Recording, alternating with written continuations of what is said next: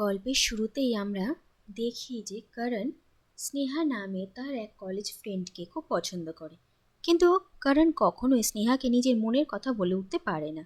আর স্নেহা করণকে নিজের ভালো বন্ধু বলেই মনে করে। এরপর একদিন আমরা দেখি যে করণের সঙ্গে তার ছোটবেলার বন্ধু বিক্রম ওরফে ভিকির দেখা হয়। আর একটা পার্টিতে করণ স্নেহার সঙ্গে ভিকির পরিচয় করিয়ে দেয়। আর করণ যেরকম ইন্ট্রোভার্ট, ভিকি ঠিক তার অপোজিট, আর সে ভীষণ এক্সট্রোভার্ট। আর প্রথম দেখাতেই স্নেহা ভিকির প্রতি খুব ইমপ্রেস হয়ে পড়ে, আর ধীরে ধীরে সে ভিকিকে পছন্দ করতে শুরু করে। এরপর স্নেহা আর ভিকি একে অপরের সঙ্গে আরও বেশি সময় কাটাতে থাকে, কিন্তু ভিকি স্নেহার এই ভালো লাগাটাকে সিরিয়াসলি নেয় না। সে মনে করে এটা স্থায়ী নয়, কিন্তু স্নেহা ভিকিকে এটা প্রমাণ করার চেষ্টা করে যে সে সত্যিই তাকে ভালোবাসে। আর এটা প্রমাণ করার জন্য সে একদিন রাতে ভিকির কাছাকাছি আসে, আর ভিকি আর স্নেহা একে অপরকে ভালোবাসে।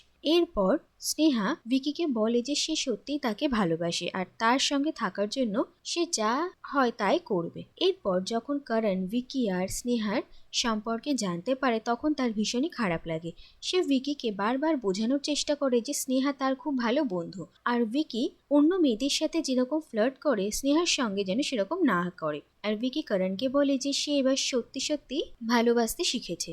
স্নেহাকে সে সারা জীবনের মতো নিজে করে পেতে চায়, সে স্নেহার সঙ্গে ফ্লার্ট করছে না। আর এটা জানতে পেরে করণের ভীষণই খারাপ লাগে যে ভিকি আর স্নেহা একে অপরকে ভালোবাসে। আর সে মনে করে যে জীবনে প্রথম কোনো মেয়েকে সে এত পছন্দ করে, এত ভালোবাসে, সে অন্য কারোর হয়ে গেল। অন্যদিকে ভিকি করণের লাভ লাইফে একটু বদল আনার চেষ্টা করে, আর সে তার কলেজের অন্য আর এক ফ্রেন্ড চাঁদনির সঙ্গে করণের ডেটের ব্যবস্থা করে।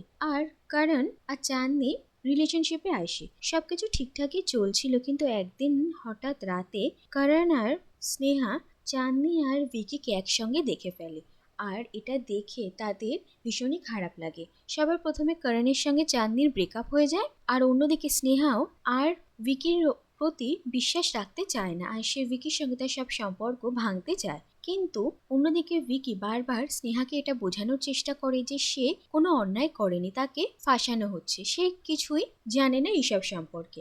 আর এরপর ভিকি স্নেহাকে মানানোর জন্য তার বাড়ি পর্যন্ত চলে আসে, কিন্তু সেখানে করণ থাকে আর করণ ভিকিকে আটকায়, আর তারপর তাদের মধ্যে মারামারি শুরু হয়ে যায়। কিন্তু স্নেহা তাদেরকে থামায়, আর সে ভিকিকে বলে যেন সে এখান থেকে চলে যায়। আর চলে যাওয়ার আগে ভিকি স্নেহাকে বলে যে স্নেহা শুধু তার। এরপর আমরা দেখি কিছুদিনের মধ্যে ভিকি স্নেহাকে বারবার কল করে হ্যারাস করছিল, এমনকি সে স্নেহার বাড়িতে আসে, তার দরজা ঠকঠক করে, তার জানলা দিয়ে কাগজের নোটস ছুঁড়ে ছুঁড়ে ফেলে। এই সব কিছু ভিকি আগেও স্নেহার সঙ্গে করতো, কিন্তু তখন সেটা তাদের একটা সম্পর্কের ভালো সময় ছিল, কিন্তু এখন এই সব কিছুতে স্নেহা ভীষণই হ্যারাস হচ্ছিল। আর এরপর সে করণকে কল করে আর করণের সাহায্য চায়। এরপর আমরা দেখি কিছুদিন পর ভিকিকে পুলিশ অ্যারেস্ট করে নিয়ে যায় তার কাছে কিছু ইল্লিগাল সাবস্টেন্স থাকার জন্য। আর এসব জানতে পেরে স্নেহা আর করণের ভীষণই খারাপ লাগে। এরপর বেশ কিছুদিন কেটে যায়, আর করণ স্নেহার বাবার অনুমতি নিয়ে স্নেহাকে প্রপোজ করে, আর স্নেহাও করণকে অ্যাকসেপ্ট করে নেয়। এরপর তাদের এঙ্গেজমেন্ট করার ব্যবস্থা করা হয়। আর যেদিন রাতে তাদের এঙ্গেজমেন্ট ছিল সেদিন রাতে ভিকি চাঁদনিকে নিয়ে সেই পার্টিতে উপস্থিত হয়, আর ভিকি চাঁদনিকে সত্যি কথা বলতে পারে।